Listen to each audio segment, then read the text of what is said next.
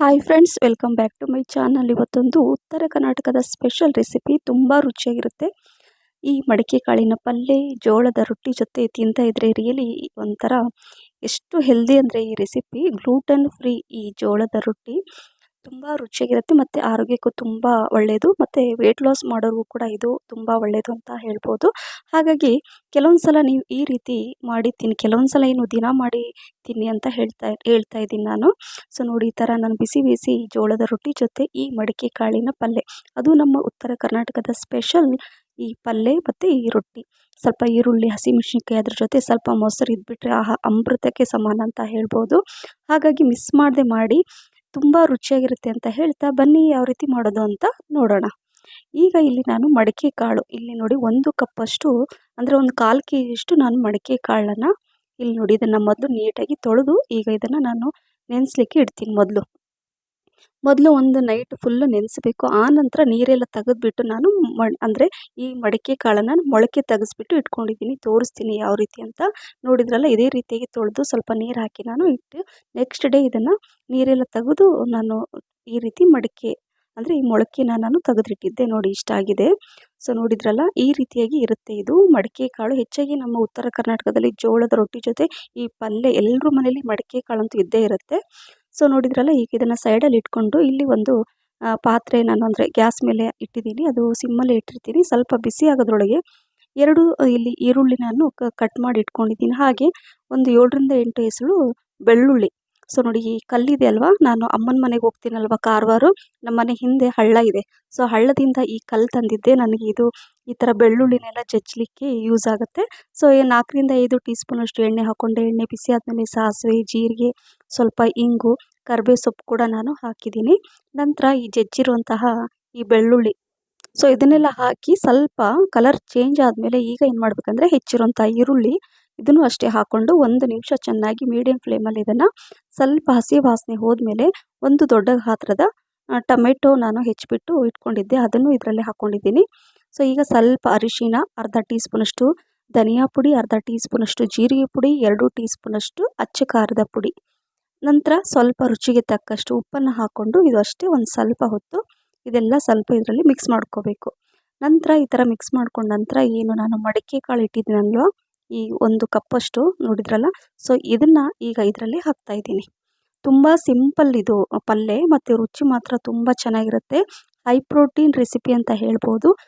ಮೊಳಕೆ ಕಾಳನ್ನು ಈ ಥರ ನಾವು ಮಾಡಿಬಿಟ್ಟು ಪಲ್ಯ ಮಾಡಿದರೆ ನಮ್ಮ ಆರೋಗ್ಯಕ್ಕೆ ತುಂಬಾ ಒಳ್ಳೆಯದು. ಬೆಳೆಯುವ ಮಕ್ಕಳಿಗೆ ಎಲ್ಲರಿಗೂ, ಮತ್ತು ಪ್ರೋಟೀನ್ ಕೊರತೆ ಇರುತ್ತೆ ಅಂತ ತುಂಬ ಜನ ಹೇಳ್ತಿರ್ತಾರೆ. ಸೊ ಇದನ್ನು ಈ ರೀತಿಯಾಗಿ ಮಾಡಿ ತಿನ್ನಿ. ಈಗ ಅದನ್ನು ಹಾಕಿ ಮಿಕ್ಸ್ ಮಾಡಿದ ನಂತರ 1 ಗ್ಲಾಸಷ್ಟು ನೀರನ್ನು ಹಾಕ್ಕೊಂಡು ಇದನ್ನು ಚೆನ್ನಾಗಿ ಇನ್ನೊಂದು ಸಲ ಮಿಕ್ಸ್ ಮಾಡ್ತಾಯಿದ್ದೀನಿ. ಸೊ ನೋಡಿದ್ರಲ್ಲ, ಸೊ ಈಗ ಏನು ಮಾಡಬೇಕಂದ್ರೆ ನಾನು 1 ಗ್ಲಾಸಷ್ಟು ನೀರು ಹಾಕಿದ್ದೀನಿ. ಸೊ ಈಗ ಮೀಡಿಯಮ್ ಫ್ಲೇಮಲ್ಲೇ ಇದನ್ನು ಒಂದು 5ರಿಂದ 6 ನಿಮಿಷ ಇದನ್ನು ಬೇಯಿಸ್ಲಿಕ್ಕೆ ಇಡಬೇಕು. ನೋಡಿ, ಎಷ್ಟು 1 ಗ್ಲಾಸ್ ನೀರು ಹಾಕಿದ್ದೆ, ಈಗೆಲ್ಲ ಸ್ವಲ್ಪ ಆ ನೀರೆಲ್ಲ ಹೀರ್ಕೊಂಡಿದೆ ಪಲ್ಯ. ಸೊ ಪರ್ಫೆಕ್ಟಾಗಿ ಪಲ್ಯ ಆಗಿದೆ. ಈಗ ಏನು ಹಾಕಬೇಕು ಅಂದರೆ ಇದರಲ್ಲಿ ಸ್ವಲ್ಪ ನಾನು ಹೆಚ್ಚಿರುವಂಥ ಕೊತ್ತಂಬರಿ ಸೊಪ್ಪು ಕೂಡ ಹಾಕ್ಕೊಳ್ತಾ ಇದ್ದೀನಿ. ಸೊ ಕೊತ್ತಂಬರಿ ಸೊಪ್ಪು ಹಾಕಿದ ನಂತರ ಈಗ ಇಲ್ಲಿ ಉತ್ತರ ಕರ್ನಾಟಕದಲ್ಲಿ ಹೆಚ್ಚಾಗಿ ಪಲ್ಯಗಳಿಗೆಲ್ಲ ಈ ಪೌಡ್ರ್ ಅಂದರೆ ಈ ಹುಚ್ಚೆಳ್ಳಿನ ಪೌಡ್ರು ಯೂಸ್ ಮಾಡ್ತೀವಿ ನಾವು ಹೆಚ್ಚಾಗಿ. ಹಾಗಾಗಿ ಇದನ್ನು ನಾವೊಂದು ನೋಡಿ 2 ಮುಷ್ಟಿಯಷ್ಟು ಅಂದರೆ ಒಂದು 7ರಿಂದ 8 ಟೀ ಸ್ಪೂನಷ್ಟು ಇದರಲ್ಲಿ ಹಾಕ್ಕೊಳ್ತಾ ಇದ್ದೀನಿ. ನೈಗರ್ ಸೀಡ್ಸ್ ಪೌಡರ್ ಇದು. ಸೊ ನೋಡಿ, ಇದನ್ನು ಹಾಕ್ಕೊಂಡು ಮಿಕ್ಸ್ ಮಾಡ್ಕೋಬೇಕು. ಜಸ್ಟ್ ಒಂದು 30 ಸೆಕೆಂಡ್ ಇದನ್ನು ಮಿಕ್ಸ್ ಮಾಡಿಕೊಂಡು ಗ್ಯಾಸ್ ಫ್ಲೇಮನ್ನು ಆಫ್ ಮಾಡಿದರೆ ಈ ಬಿಸಿ ಬಿಸಿ ಉತ್ತರ ಕರ್ನಾಟಕದ ಸ್ಪೆಷಲ್ ಮಡಿಕೆ ಕಾಳಿನ ಈ ಪಲ್ಯ ರೆಡಿ ಆಯಿತು. ನೋಡಿದ್ರಲ್ಲ ಫ್ರೆಂಡ್ಸ್, ತುಂಬ ಚೆನ್ನಾಗಿರುತ್ತೆ. ಸೊ ಹಾಗಾಗಿ ಇದನ್ನು ಮಿಸ್ ಮಾಡದೆ ಒಮ್ಮೆ ಮಾಡಿ, ನಿಮ್ಮ ಫೇವ್ರೆಟ್ ರೆಸಿಪಿ ಆಗಿಬಿಡುತ್ತೆ. ಇದನ್ನು ಈಗ ಗ್ಯಾಸ್ ಫ್ಲೇಮನ್ನು ಆಫ್ ಮಾಡಿ ಸೈಡಲ್ಲಿ ಇಟ್ಕೊಂಡಿದ್ದೀನಿ.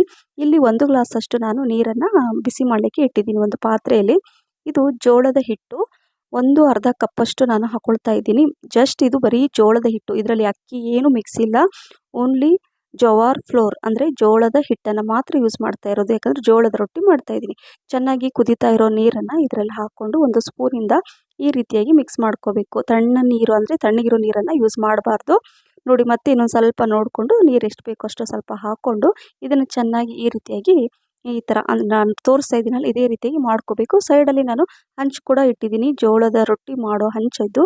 ಸೊ ಹಂಚು ಬಿಸಿ ಆಗ್ತಾ ಇರುತ್ತೆ. ಇಲ್ಲಿ ಒಂದು ಪಾತ್ರೆ ಸ್ವಲ್ಪ ತಣ್ಣೀರು ಹಾಕ್ಕೊಂಡಿದ್ದೀನಿ. ಅದನ್ನು ಸ್ವಲ್ಪ ಅವಶ್ಯಕತೆ ಇದ್ದರೆ ಮಾತ್ರ ಸ್ವಲ್ಪ ನೀರು ಕೈಯಲ್ಲಿ ಸಿಮ್ಸ್ಕೊಂಡು ಈ ಥರ ಗಟ್ಟಿಯಾಗಿ ಹಿಟ್ಟನ್ನು ಕಲಿಸ್ಕೊಂಡಿದ್ದೀನಿ ನೋಡಿ. ಇದು ಈ ರೀತಿಯಾಗಿ ಕಲಿಸ್ಕೊಂಡ್ಬಿಟ್ರೆ ಫಟಾಫಟ್ ಅಂತ ಜೋಳದ ರೊಟ್ಟಿ ತಟ್ತಾ ಇದ್ದರೆ ರಿಯಲಿ ತುಂಬ ಚೆನ್ನಾಗಿರುತ್ತೆ. ಕೆಲವರು ತಟ್ಟಲ್ಲ, ನಾನು ಹೆಚ್ಚಾಗಿ ಈ ರೀತಿ ತಟ್ಟಿಬಿಟ್ಟೆ ಮಾಡೋದು, ರುಚಿ ಚೆನ್ನಾಗಿರುತ್ತೆ. ಸ್ವಲ್ಪ ಕೆಳಗಡೆ ಒಣ ಹಿಟ್ಟನ್ನು ಹಾಕ್ಕೊಂಡು ನಾನು ಜೋಳದ ರೊಟ್ಟಿನ ತಟ್ತಾ ಇದ್ದೀನಿ. ಹಂಚು ಕೂಡ ಬಿಸಿ ಆಗ್ತಾ ಇರುತ್ತೆ. ಆದರೆ ಹಂಚು ತುಂಬ ಬಿಸಿ ಇರಬೇಕು, ಕರೆಕ್ಟಾಗಿ ಹಂಚು ಕಾದಿರಬೇಕು ಈ ಜೋಳದ ರೊಟ್ಟಿನ ನಾವು ಬೇಯಿಸಲಿಕ್ಕೆ. ಸೊ ನೋಡಿದ್ರಲ್ಲ ಫ್ರೆಂಡ್ಸ್, ನಾನು ಈ ರೀತಿಯಾಗಿ ಜೋಳದ ರೊಟ್ಟಿನ ತಟ್ತಾ ಇದ್ದೀನಿ. ತುಂಬ ಚೆನ್ನಾಗಿ ಬರುತ್ತೆ. ಸೊ ನಾನು ಹೇಳಿದೆ, ಇದರಲ್ಲಿ ಅಕ್ಕಿ ಯಾವುದು ಮಿಕ್ಸ್ ಇಲ್ಲ, ಜಸ್ಟ್ ಬರೀ ಜೋಳದ ಹಿಟ್ಟು ಮಾತ್ರ ನಾನು ಇದರಲ್ಲಿ, ಅಂದರೆ ಜೋಳದ ಹಿಟ್ಟಿನಿಂದನೇ ನಾನು ರೊಟ್ಟಿನ ಮಾಡ್ತಾ ಇರೋದು. ಸೊ ಹಾಗಾಗಿ ಇದು ಗ್ಲೂಟನ್ ಫ್ರೀ ಮತ್ತು ಹಿಟ್ಟು ಅಥವಾ ಗ್ಲೂಟನ್ ಫ್ರೀ ರೆಸಿಪಿ ಅಂತ ಹೇಳ್ಬೋದು.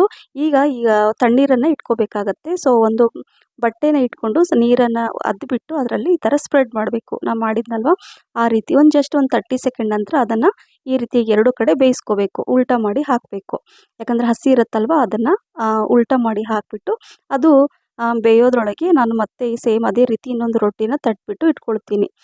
ಬೇಗನೆ ಆಗುತ್ತೆ. ಹಾಗಾಗಿ ನಾನು ಜಾಸ್ತಿ ಜೋಳದ ರೊಟ್ಟಿ ಇದೇ ರೀತಿ ತಟ್ಬಿಟ್ಟು ಮಾಡೋದು. ನೋಡಿ, ಈ ರೀತಿಯಾಗಿ ಆ ಕಡೆ ಬೇಯಿಸ್ತಾ ನಾನು ಈ ರೊಟ್ಟಿನ ತಟ್ಕೊಂಡು ಇಟ್ಕೊಳ್ತಾ ಇದ್ದೀನಿ. ಈ ರೀತಿ ಅಡುಗೆ ನನ್ನ ಹಸ್ಬೆಂಡ್ಗೆ ತುಂಬಾ ಇಷ್ಟ ಆಗುತ್ತೆ, ಮಕ್ಕಳಿಗೂ ಕೂಡ ತುಂಬ ಇಷ್ಟ ಆಗುತ್ತೆ. ಹಾಗಾಗಿ ಹೆಚ್ಚಾಗಿ ನಾನು ಇದನ್ನು ರಾತ್ರಿ ಊಟಕ್ಕೆ ನಾನು ಮಾಡೋದು.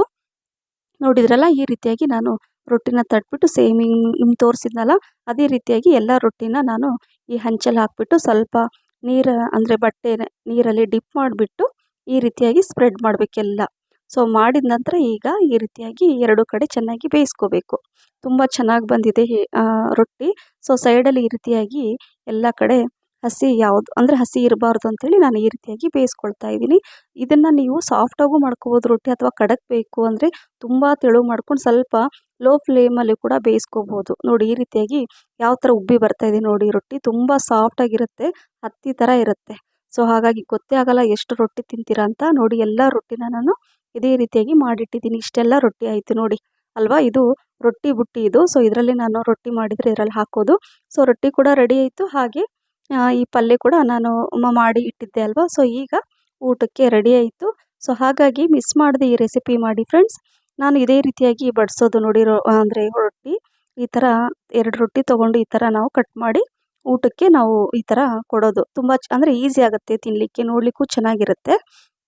ಸೊ ಇದೇ ರೀತಿಯಾಗಿ ರೊಟ್ಟಿ ಈ ಥರ ಹಾಕ್ಕೊಂಡು ಈ ಬಿಸಿ ಮಡಿಕೆ ಕಾಳಿನ ಮೊಳಕೆ ಕಟ್ಟಿದ ಪಲ್ಯ ಕೂಡ ಈ ಥರ ಕೊಡಿ. ಎಷ್ಟು ರೊಟ್ಟಿ ತಿಂತಾರೆ ಅಂತಲೇ ಗೊತ್ತಾಗಲ್ಲ. ಹಾಗಾಗಿ ಅದ್ರ ಜೊತೆ ಸ್ವಲ್ಪ ಈರುಳ್ಳಿ ಮತ್ತು ಸ್ವಲ್ಪ ಹಸಿಮೆಣ್ಸಿನ್ಕಾಯಿ, ಮೊಸರು, ಪರ್ಫೆಕ್ಟ್ ಥಾಲಿ ರೆಡಿ ಆಯಿತು. ಸೊ ಈ ರೆಸಿಪಿ ನಿಮಗೆ ಇಷ್ಟ ಆಗಿದ್ದರೆ ಲೈಕ್, ಶೇರ್, ಕಮೆಂಟ್ಸ್ ಮತ್ತು ಸಬ್ಸ್ಕ್ರೈಬ್ ಮಾಡೋದನ್ನು ಮರಿಬೇಡಿ. ನಿಮ್ಮ ಫ್ರೆಂಡ್ಸ್ ಮತ್ತು ಫ್ಯಾಮಿಲಿ ಕೂಡ ಶೇರ್ ಮಾಡಿ. ನನ್ನ ಫೇಸ್ಬುಕ್ ಪೇಜ್ ಕೂಡ ಫಾಲೋ ಮಾಡಿ ಅಂತ ಹೇಳ್ತಾ ಇದ್ದೀನಿ ಫ್ರೆಂಡ್ಸ್. ನೋಡಿದ್ರಲ್ಲ, ಈ ರೊಟ್ಟಿ ಜೊತೆ ಈ ಪಲ್ಯ, ಆಹಾ ಏನು ರುಚಿ ಅಂತೀರಾ, ತಿಂತಾ ಇದ್ರೆ ರಿಯಲಿ ತಿಂತಾನೆ ಇರ್ತೀರ ಅಂತ ಹೇಳ್ತಾ ಮತ್ತೆ ಇನ್ನೊಂದು ಹೊಸ ರೆಸಿಪಿ ಜೊತೆ ಸಿಗ್ತೀನಿ. ಅಲ್ಲಿವರೆಗೂ thank you for watching. Bye, take care.